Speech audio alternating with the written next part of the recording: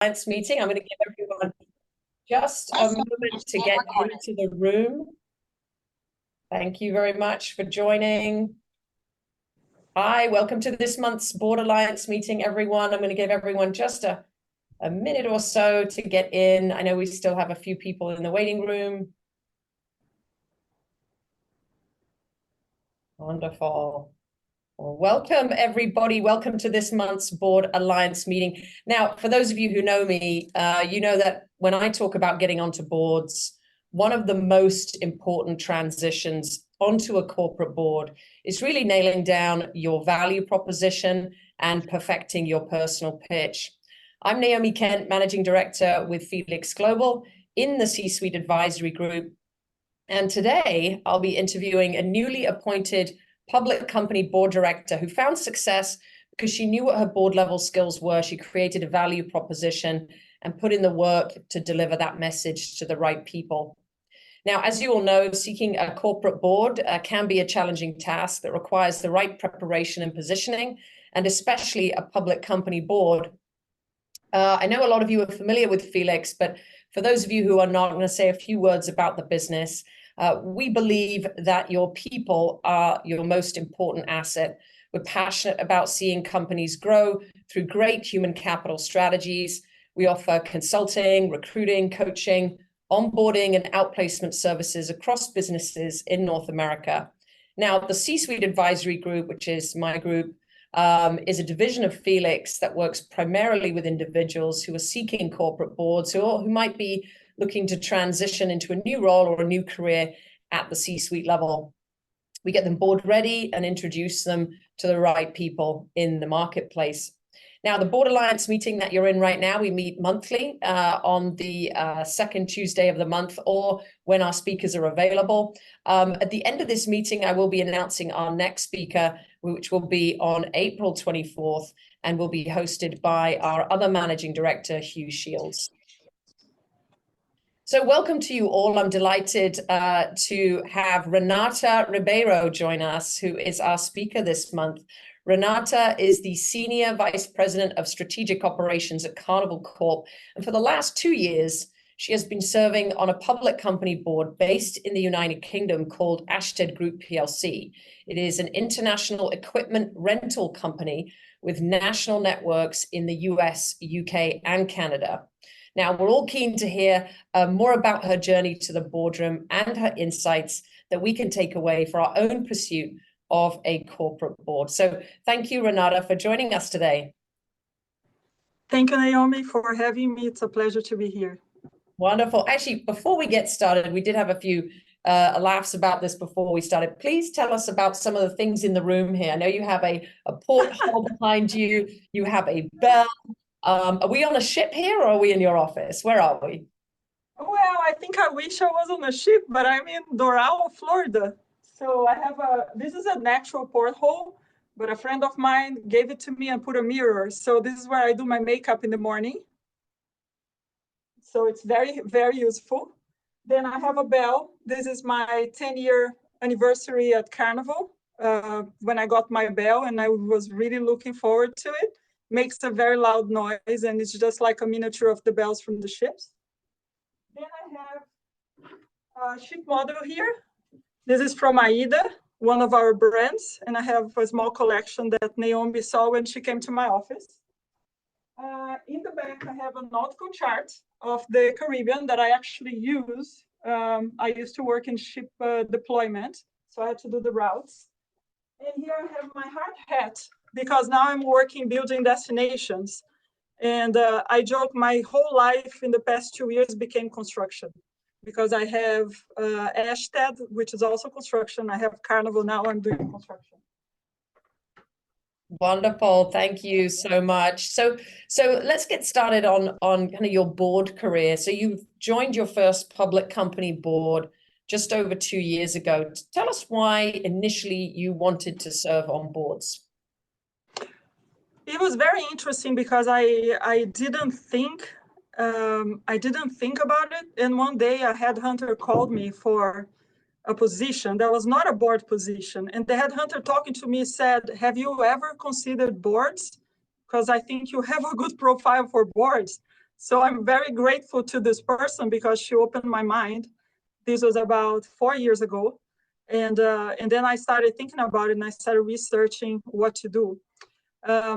So when I started my research, I found a mentorship program that doesn't exist anymore. But this mentorship program got me with my mentor, Doug Conant. He was the CEO of Campbell Soup. And he's a very important and famous leadership coach for CEOs. I was very lucky to have Doug as my mentor, and he worked with me a lot to define my value proposition. I would say this is the hardest thing, is to decide how you position yourself. So it took me probably 6 months to come up with my value proposition after a lot of thinking. Then he also introduced me to a lot of headhunters. So I had a lot of calls just to network. And then I found a course at Harvard. So I took a course preparing to be a corporate director. This is for people who are board members and non-board members. And that's how I completed my research. And I had a couple of additional mentors in addition to Doug that helped me. But I would say between the three important mentors that I had and the network of headhunters, and then the course at Harvard, this is kind of how I prepared myself. And I was very unprepared when I started, even with all this preparation. It's good to hear it. And you obviously being prepared to be on a public company board. I think for most people, they know there's a lot more that goes into it, right? In terms of governance and laws and other things. Describe the networking that you did. I know for public companies, the recruiter space is extremely valuable, and most of these larger public companies will work with recruiters. Maybe some of the smaller ones don't, and it's more about networking. But you certainly networked into the right people at the right time. Tell us about that. I think when you network, you actually plant a seed. It's very unlikely that when you call someone up, the person will have a perfect assignment for you. So like this planting seeds and taking care of your crops is a big portion of the time. And then one day, what is interesting is that when you work with the headhunters, one day you get a cold call out of the blue. And sometimes you say, how did this person think of me for this job? So before I got the Ashtad position, I probably had, I would say, 8 different opportunities for boards, and they were all different. They were startups, there were public boards, there were smaller companies. And I had to be patient because I said, I'm still working, so I can only have one board position. So I had to be patient to find the right one. But the network never ends. And even today, I still spend time. I don't like proactively network, but if people call me, I do talk to people, because you plant a seed that, you know, will be for the future. And before all of this started, though, you're obviously a senior vice president of a publicly traded company. And I think for anyone who is currently an executive out there, you know that you have to get permission, correct? Tell us about that. How easy was that conversation? It was relatively easy. I was actually surprised. So I spoke with our CEO, and I said, it's something that I would like to pursue. And he was very supportive. The only thing that he asked me is just to pick one. He said, if you want another board, you need to drop the one you have because you don't have time to do 2, which is something important too, because I had opportunities to do not-for-profit. Today, I do not-for-profit, but I did like to get into a not-for-profit board, a big one, and also have a publicly traded company board seat would be too much for me today. So today I do not-for-profit, but small. I don't do the big ones. I don't even talk about it. For me, it's for my own pleasure and reward. But to have this conversation with Carnival was very interesting because they saw the value in terms of leadership training for me to be a board member. Yeah, and but they had to vet the company. So that's an important step too. Not only they say, yes, we are supportive, but then before you accept an offer, I had to go through all the process here for them to, map conflict of interest and go through all the ethics and compliance assessments before they said yes to me. And what were some of the parameters also that they put in place using your PTO, right, as time off when you go to board meetings? And obviously you have to travel to the UK. So I was calculating I probably spend about 30 days a year for Ashtead. These are days that I'm actually not here. It's very intense. People always told me it's more than you think it is. And it's true. So anybody here considering, anybody listening, if you're still working, you're considering a board position, whatever people tell you, it's going to be much more. I don't have to use PTO. I don't have, Carnival is very flexible with me. And I always try, a lot of these board meetings are in the UK. Then I finish the meeting and I still work for Carnival after dinner. So it's a whole, gymnastics to get everything, covered. But I'm very I don't need to use PTO. I don't need to use sick days. But I really work for another company for about 30 days of the year. So tell us more about, and we talked about the kind of value proposition, right, of when you're going to serve on a board. How do you relate your experience to what they're looking for? Tell us a little bit more about what you do at Carnival and then how this experience relates to Ashland and the work that they do in the USA. Mm-hmm. So Ashtead was interesting in me because of guest experience. So sometimes you don't know what calls, what the company is looking for, but they were looking for someone from a hospitality background, and they wanted someone, who had experience in guest experience mapping and a little bit of digital marketing, but it wasn't big for them because they have a lot of B2B. And at the same time, Carnival is similar to Ashtead because the assets move. So it's a very capital intensive business, just like a cruise. All this rental equipment is movable. So the same way we move ships around, and I say this is a perfect industry because we can match supply and demand. We can take the supply of assets to where the demand is. The same thing with the ships. And the whole industry, in the cruise industry, ships come to the Caribbean in the winter and to Europe in the summer. So the whole industry moves ships. And the same thing happens with Ashtead, which, by the way, in the US goes by Sunbelt. So I'm sure everybody in this call has seen a green piece of equipment with a kind of a yellow logo around. And if they haven't, now that I said, you guys are going to start seeing it everywhere. So there are a lot of similar decisions that need to be made in terms of how to maximize assets utilization, profitability of the assets. This is the similar piece. But they were looking for someone that would look from a guest perspective, from a customer perspective. And on the board of Ashtead, you've got it's mostly people who are kind of retired. You're one of the only sitting executives. Is that right? How is the dynamic there on that board based on that fact? So I'm the only one who's a sitting executive, and the other ones are all, I call them the professional board members, and they are in multiple boards.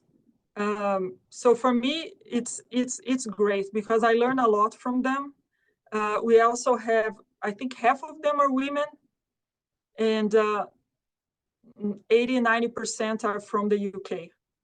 So I learn a lot from them. They're very experienced. And the other big difference in the UK is when you are on the board of a public company, you are on all the committees. So I'm in the audit committee, compensation committee, and nominating committee, and the board. So I have 4 meetings to attend.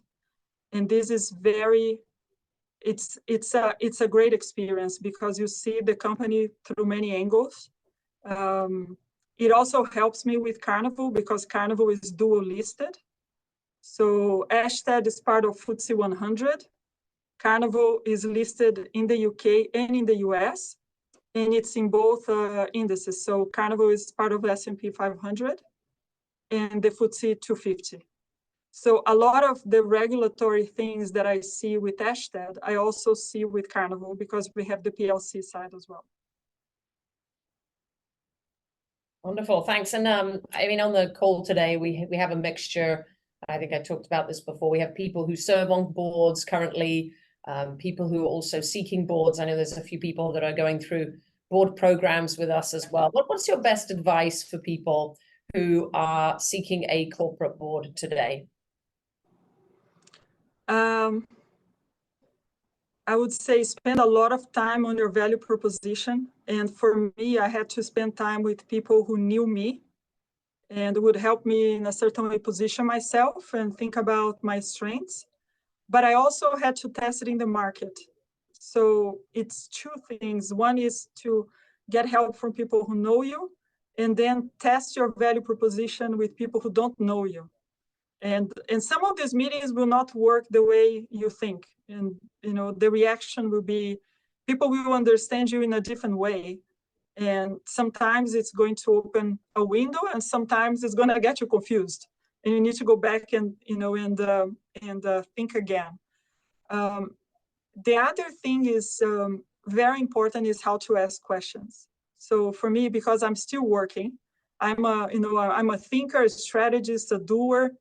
But being a board member, it's none of the above. It's how to ask questions and how to support the CEO and how to deal with the responsibility we have to the shareholders. So a lot of the preparation, it's actually to be able to have an interview for a board position and think like a board member before you are one. I would say to get the first board, this is very important. How you prepare for the interview and how you ask questions and think about how you can help the group. And in your opinion, do public companies, do you need to have public company executive experience to serve on a public company board? Why is that helpful, or is it not? I think for me it was extremely helpful. I think Ashtead looked at Carnival and said, okay, she understands a little bit of what it means, to be part of a public company and a public company dual listed, which is also interesting. Ashtead is an interesting company because they are listed in the UK, but 90% of the business is in the US. And the CEO lives here, and the biggest growth is here. So it's out in the market also a lot of pressure and questions. Why not move the listing to the US? So being part of a dual listed company helped me a lot to get to Ashtead and helps me a lot today. I wouldn't say it's a must, but it's definitely helpful. Renata, somebody just asked what committees do you serve on? Could you repeat those? I think it was audit. I mean, you're sitting on all of them, I think. Audit, compensation, and nominating committee.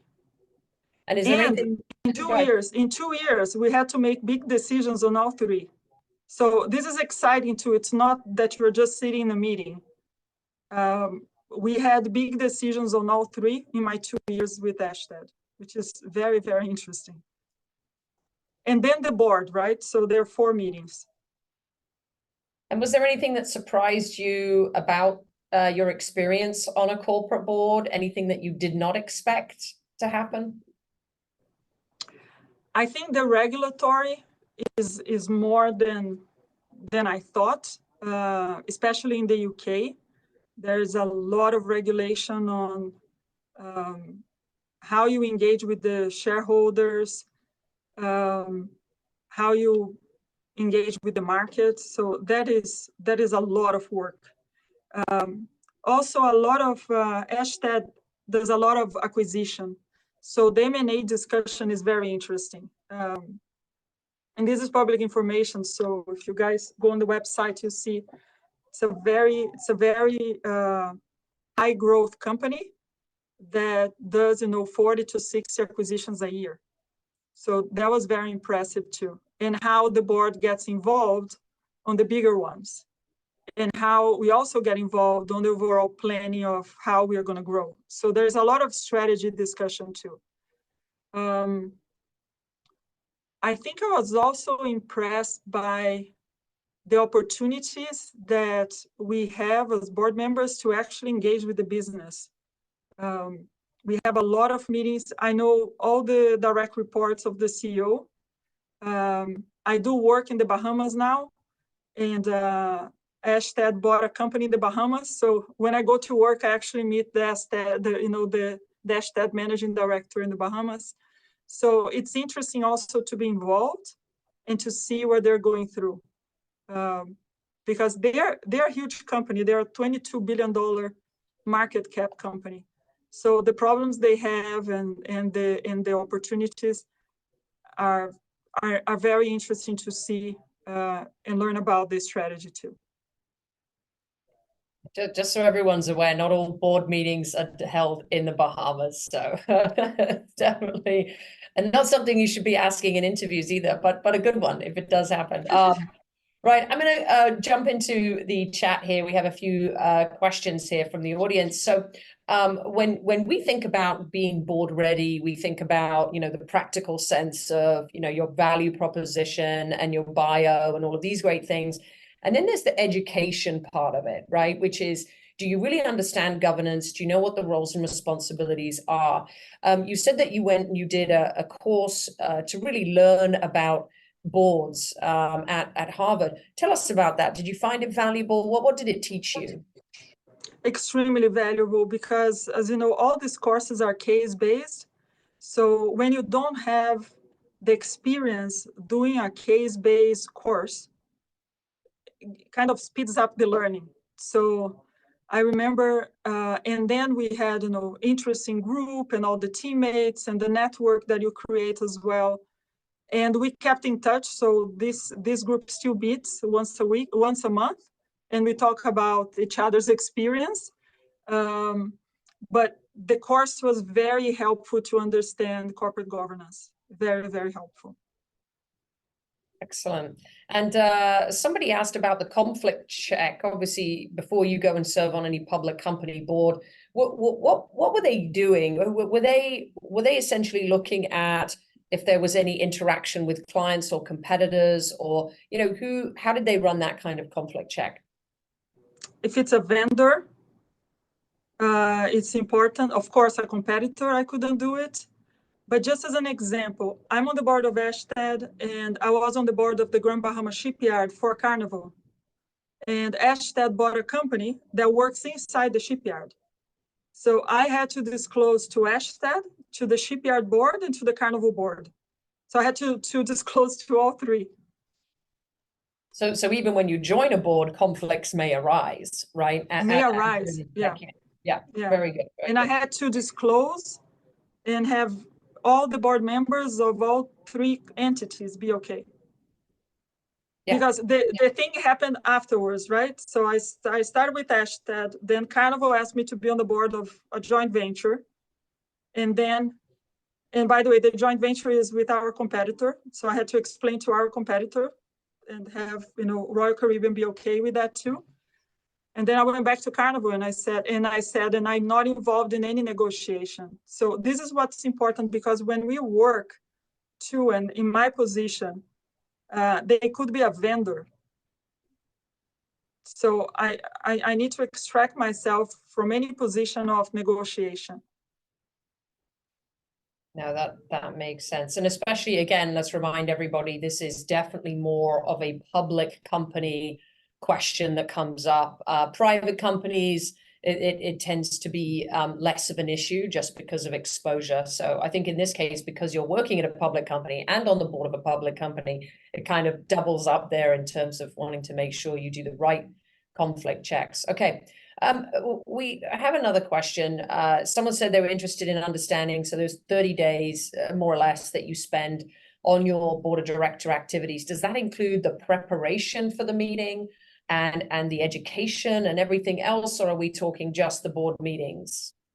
Just the board meetings. I have 6 board meetings a year. Well, a little bit of the preparation and a lot of travel too. I have 6 official meetings a year, and they last 3 to 4 days. And 4 of them are in the UK. So then I have, some preparation. I have additional calls. So sometimes we have virtual meetings. So yeah, so when I looked at last year, it was equivalent of 30 days.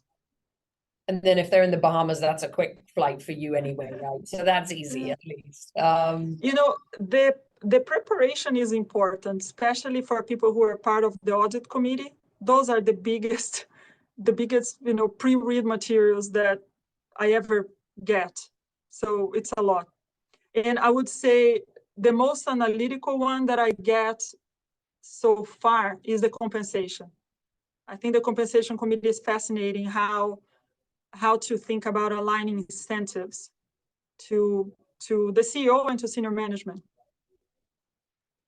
I think one of I hear it all the time from clients. There are a lot of questions about the comp committee, especially at public companies. I think you'll always see a comp committee there, but generally on private, it can be give or take whether you see them there. But it can be extremely complex with short and long-term incentives and everything else that you're using.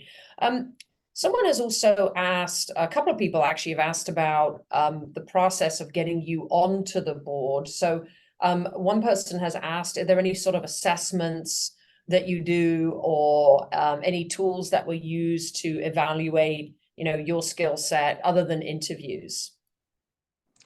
In my case, I had interviews with everybody, all the other board members, the general counsel, the CEO, the CFO, and of course the headhunter. And then they did a lot of reference check on me. So my 3 senior mentors were, interviewed. The Carnival CEO had to be, had a call with them. So a lot of, I would say, personal reference. I didn't have any test. But then I would say another portion that I don't know if people are interested in is how do you get onboarded to the board? Because that's the other thing, right? That's the before, and then, okay, now I have a board position. How do they onboard a new board member? And for me, it was a mix of regulatory explanations, a lot of meeting with legal to understand how things work and how it works in the UK, and my responsibility, the kind of decision that I had to be prepared for, and also with the business. So I did spend time visiting branches with the field people, with hard hats and vests and everything, all the PPE you can imagine. So I think it's important also, if you get your first board position, invest time in the beginning to understand the business. Thank you. And then just on that as well, how about assessments evaluations of board directors once they are on the board? Have you had any board evaluations since you've been there? We had board assessment, not individual assessment. We had board effectiveness assessment, and that we have to do every year. Is that part of a UK ruling? Is that a regulation? Got it. Yeah, I thought so.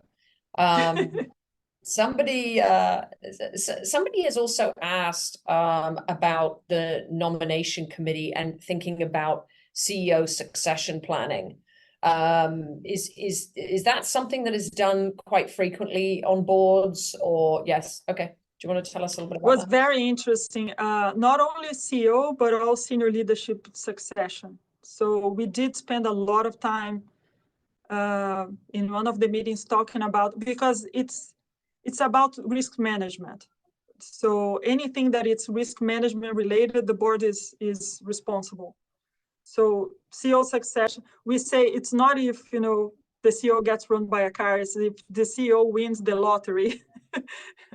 What, you know, like that. what do we do? Yeah, what's the short-term, you know, emergency plan, and what's the long-term succession plan? And Ashted did an amazing job mapping actually down, you know, 2 or 3 levels, and they presented a solid plan to us. And then someone has asked, I'm sure you've heard the phrase, you know, noses in, fingers out, right? Which is essentially, you know, being an advisor, being a board director without actually doing the work. Now, you're an executive, so, and you said earlier on, you know, I'm a doer, I like to get stuff done. You're very much in the weeds of what's going on at Carnival, but you have to change your approach when you're on the board. How easy is it for you to do that, and what are the techniques that you use to kind of switch? It's getting easier now because I'm learning more. But in the beginning, I said, you know, I had probably one of the backgrounds with the highest risk because I was a management consultant before too. And and many people told me this, you know, be careful because you are a former consultant. You are going to see a new company and we want to try to fix things. Don't do it. So I was aware because I heard that a lot. So I controlled myself. and but I would say once you build trust with the other board members, you can talk about things and ask for advice on how to position yourself when you have a point of view that you want to share. So in many situations, I actually worked outside the board with the other board members and said, you know, I have a point of view about this topic.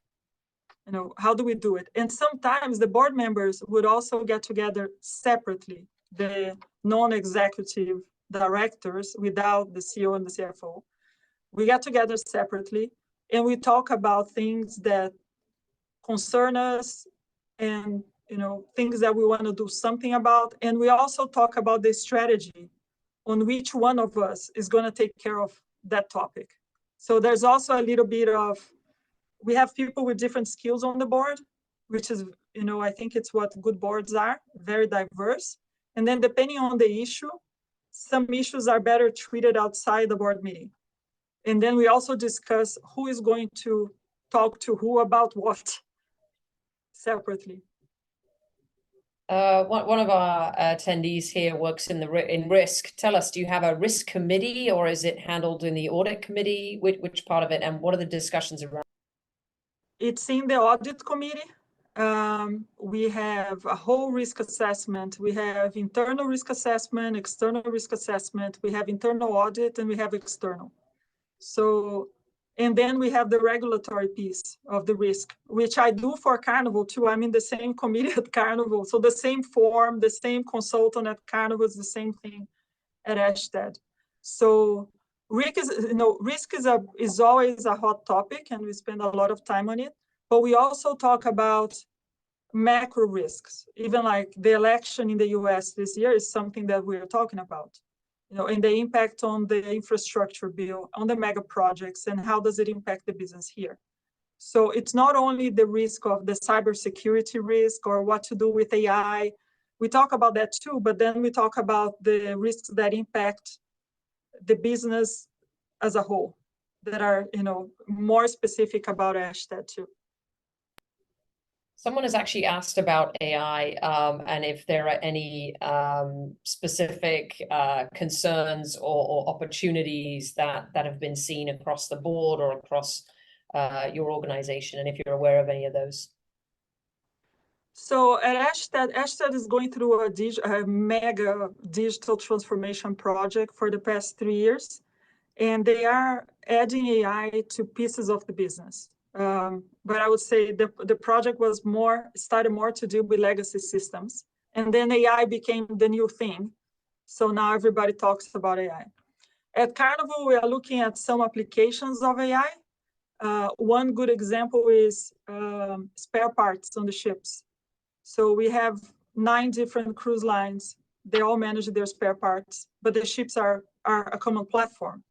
But in the inventory management piece, sometimes different companies call the same thing different names. So we are using AI to consolidate all the definition of each part, so we can leverage parts from one cruise line to the other one if the ship has the same engine. So for me, like, I like AI for this type of things to increase productivity. I have a friend who was using AI to write reports on another company, and for me, like, I still can't outsource that piece myself. Know how you give all the data and you tell, AI to write your presentation to a conference. This is what she was doing. I was like, wow, that's impressive. I haven't seen the end result, but I was curious. I was like, wow, that's big. Thank you. And then another topic, slightly connected here, is sort of ESG. The environmental and governance kind of part of this is. Do they have a committee for that on your board, or is there a separate discussion that happens around that? Sustainability is discussed at the board, and Ashtead is very, very strong. A lot of partnership and investments with the equipment manufacturers to have electric. I think Ashtead has the largest electric fleet in the industry. And even their sales force, they have the new F-150, the pickup truck, the electric one that nobody had, and they had already 700 in the US. So, and I was like, how are you dealing with the range anxiety? Because these people drive a lot. No, it's all fine. We put them in places that they can charge. So the ESG piece is very important. The other thing is that when you account for emissions and it's a rental, it goes to the rental company.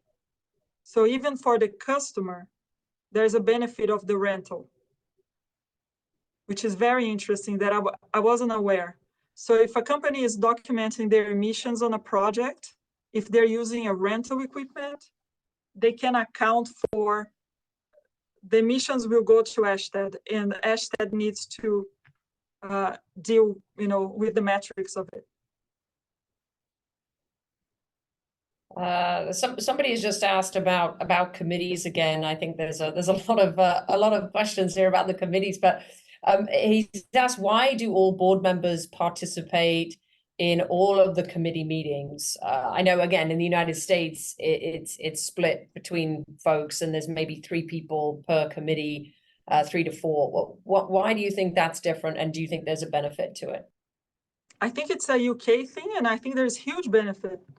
I think it's giving me experience that I wouldn't have in the US as a new board member, to be in all these committees. And by the way, we vote. We are not just sitting there listening.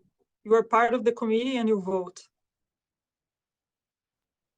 I know that chairs of committees are usually these professional board members that you call them. Is that the case? You're not a chair, right? Yeah. I'm not a chair, no. That would take up a lot more time, I assume. The chair takes up more time, especially on the compensation committee, because you work with the external consultant, then you need to go to the shareholders and the investors and, and talk to the CEO. So there's a lot of work. I don't think I could be, even if I had experience to do that, I don't think I could take it today. Because the workload for someone who's still in corporate life is way too much. It's a job for sure. It is. Well, I'm going to wrap up here with one final question, Renata. So what's on the horizon for you in your board career? Obviously, I know you're limited, you can't serve on more boards, but looking maybe toward a bit further into the future, what do you see being on the horizon? Well, I want to continue at Ashtead. There is a maximum term of 9 years, and I have 2 years. I'm not saying that I'll be there for 9. I need to be nominated again and all that, but it's a board that it's been very rewarding to me, because I'm learning and I feel that I'm contributing too. And when you get to this position, I think the more you stay, the more you help. So I'm very, very happy with it. It is a big load in terms of travel, going to the UK 4 times a year and then going to the Bahamas in between. But my plan is to be with Ashted. I will continue doing when I can, not-for-profit work. And when Carnival wants me to be on the boards related to our business, I also join other boards for Carnival. But for now, I just want to invest in my education. So I'm taking another Harvard course in the summer. This is going to be about compensation committee, because I decided that a way to speed up my learning is actually investing in my education. And I think in the US, we have so many options to invest and actually get better. Excellent, wonderful. Well, thank you so much for joining us, everyone. We are going to spend about 10 minutes networking here on the call, as we know networking is so important. Renata, thank you for joining us, and we hope to see you soon. Thanks for all your insights. But everyone, hang tight here in the meeting, and we'll have about 10 minutes of networking before we end the session here today. Thank you. Thank you. Bye-bye. Thanks.